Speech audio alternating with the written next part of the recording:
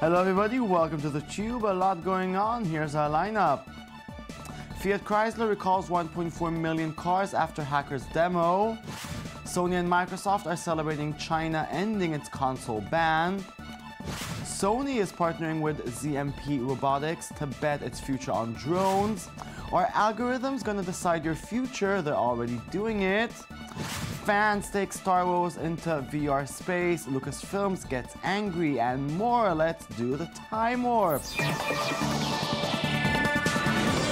This might be the greatest hacking-related crisis ever. Fiat Chrysler has announced a recall of 1.4 million cars and trucks a few days after white hat hackers revealed that they could wirelessly take control of a Jeep Cherokee SUV. The hackers were able to gain access to the car through an opening in the radio, as disclosed by Jeep itself. The company has said that it would fix the opening through a software update. The vulnerability was first exposed through a report in Wired, in which hackers were able to take full control of a Jeep with journalist Andy Greenberg inside, bit by bit, until they had the control of the steering wheel itself. Here's a bit of Wired's impressive report. Read the magazine. It's awesome again. All right, something just turned on, all the fans and AC and stuff. I didn't do that. The trick started small. Oh my God. There's a picture of Charlie and Chris in tracksuits that just appeared on the dashboard. But as I drove down the interstate, things started getting unpleasant and very loud.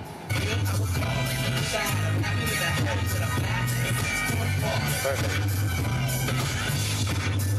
I can't turn it down. This was such a fun video. Steve, I'll kick it off to George. And now the air conditioning is blasting, the music is blasting, and I can't see anything because of the windshield wiper fluid. Okay, do it. Do it. Kill the engine. So we're killing the engine right now. It says park sense. Actually. Whoa, dangerous and scary. Thank you, Fiat, for taking back the cars and fixing them. Okay, computers aren't just doing hard math problems and showing us cat videos. Increasingly, they judge our character. Case in point, a successful new startup called Upstart makes 3 years personal loans to young people with the help of an algorithm. The company believes it can predict whether a loan will grow into a healthy financial situation. Many of those borrowers make more than $100,000 in annual salary, and 90% of them have college degrees. So far, Upstart has issued almost 9,000 loans and collected 36,000 repayments, which indicates their algorithm is a pretty good judge. Upstart is just one of many startups developing decision-making algorithms for the workplace, the security industry, and the state itself. We will soon talk about the algorithms that will rule our world, but first, here is Upstart's pitch for a better world. We invent technology that changes how the world works.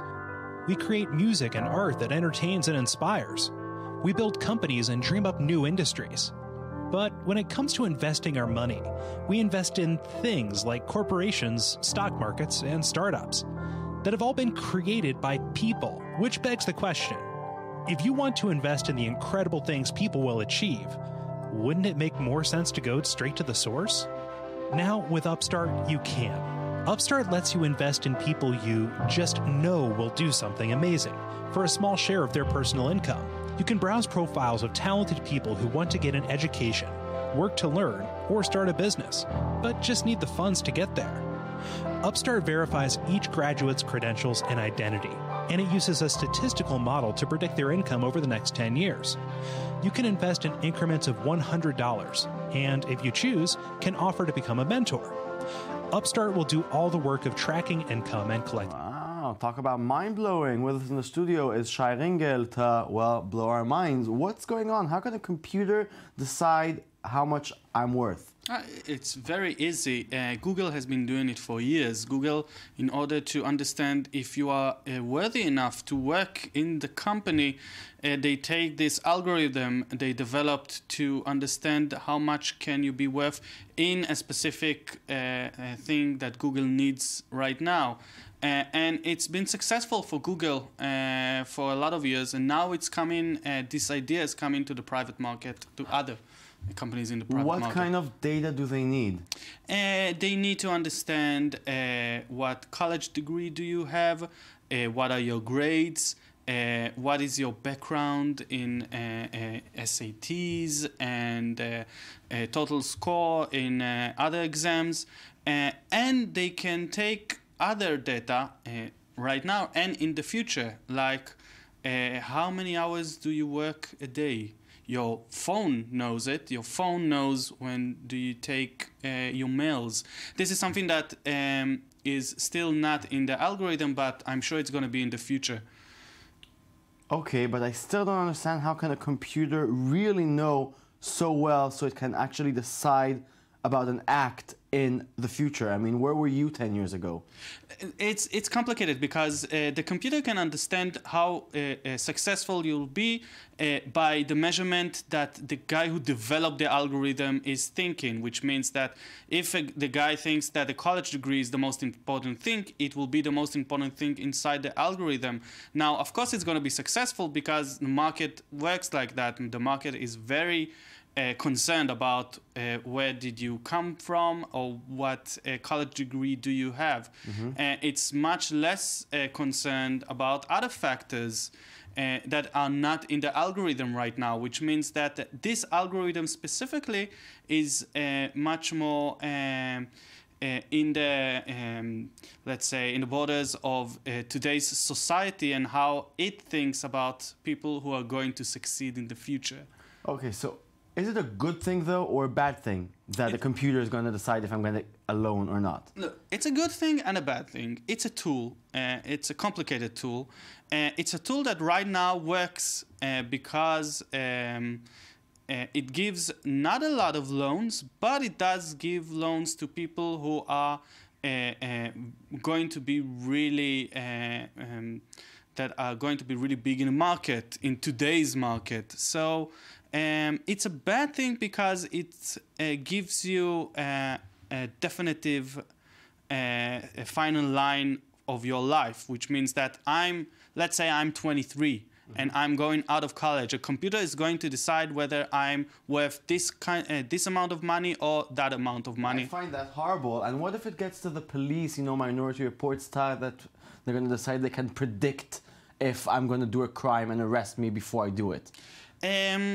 Government's already been doing kind of a lot of things that are similar, and like the army. The army is working on algorithms to understand how the enemy is working and where he is going to attack and what his strategy.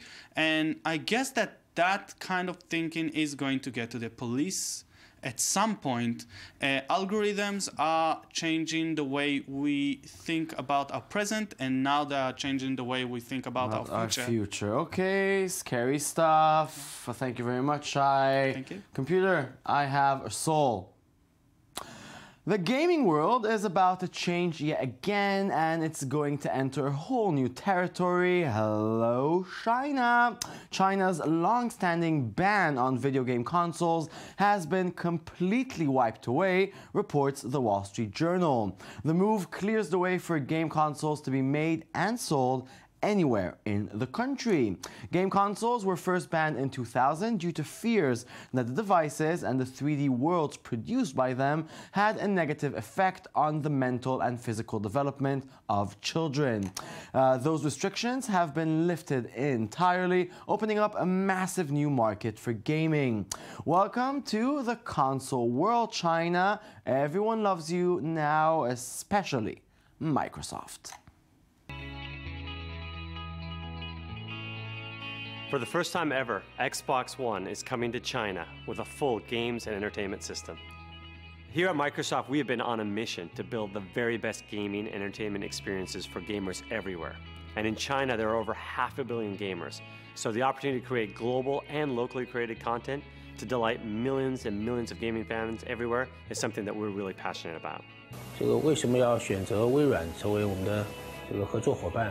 因为微软这个创造了世界上最令人惊奇的家庭娱乐产品 Xbox One， 我相信所有的家庭都对它爱不释手，无论小孩还是老人还是年轻人，我相信它会给我们带来前所未有的体验，所以选择微软是没有第二的选择。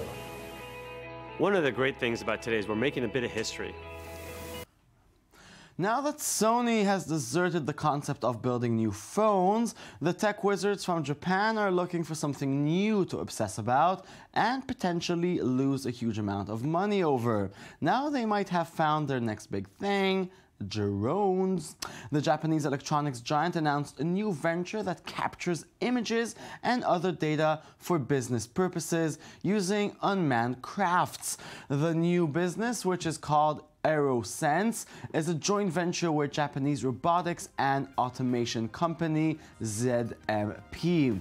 It won't sell drones, but instead will use them to capture images from the skies, which, when combined with cloud-based data processing, will provide a range of services and data to help with tasks like measurement, surveying, and observation. The business is due to launch in August, but it won't be offering services to consumers until next year. We still want consumer Sony drones. Take our money, please. Next time you are thinking about giving a friendship bracelet to your bestie, think about giving them a smart friendship bracelet. Joulebots are bracelets with programmable plastic flowers made for middle school girls. They can also change the tech industry even by just a little. Using basic engineering logic, girls and their friends can code the Joulebots to do all sorts of things. Out of the box, the bracelet can pair via Bluetooth with a smartphone. Once paired with the app can be used to modify the behavior of the wearable. With experience, girls can learn how to develop new features to their bracelet. Here's Joulebot doing their promo thing. Hi, I'm Sarah. And I'm Brooke. And we created Joulebots to get girls excited about coding. There's been a lot of talk about women in tech and getting girls more involved in STEM. While classes are a great start, we're working to architect the next step. We want to ignite girls' curiosity and get them problem-solving and building solutions of their own. So we're designing Joulebots, friendship bracelets for the iPhone era. Joulebots allow friends to communicate in exciting new ways. The bracelets vibrate and light up so girls can send each other messages using Morse code or be alerted when their friends are nearby. And the setup is super simple. There's no coding required. The girls can use the Joulebots app to program their bracelets, so it works right out of the box. And once they get the hang of it, that's when things start getting really fun. Joulebots are open source, so girls can use the Arduino IDE to make them do just about anything. They can get an alert when they have a new Instagram follower or when their dad is about to come pick them up. They can even control a drone. Our hope is to get girls so excited about programming their Joulebot that they inspire one another to create amazing functionality while learning to code. Now I want to be a girl, I admit it. With a bracelet. Okay, there's a lot of techie, geeky excitement about the upcoming Star Wars franchise refresh, so much that fans are back building new worlds for Star Wars, even in virtual reality. Director Rob McClellan has been working on a Star Wars VR experience that will transfer you into an X-Wing machine up in space, all with the help of his friends. The demo McClellan released online was so convincing that Lucasfilm, now owned by Disney, has sent him a cease and desist letter right away. Apparently, Lucasfilms are working on a VR experience of their own. We want to play both of them and decide for ourselves, and we want it now. We may have found the best new way to sing songs with Twitter. YouTuber Jim Jarmo edited the name of Twitter users into the classic song Tainted Love, and it's beautiful.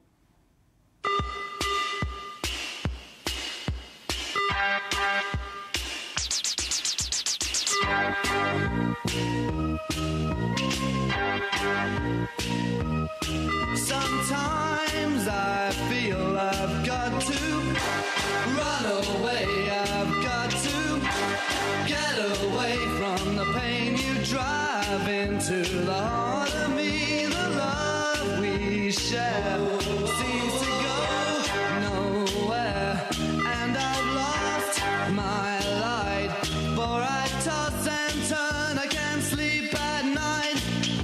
Once I ran to you, now I run from you.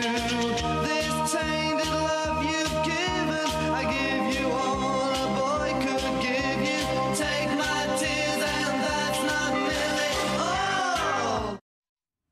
all. Okay, that was hilarious. Good job, you guys.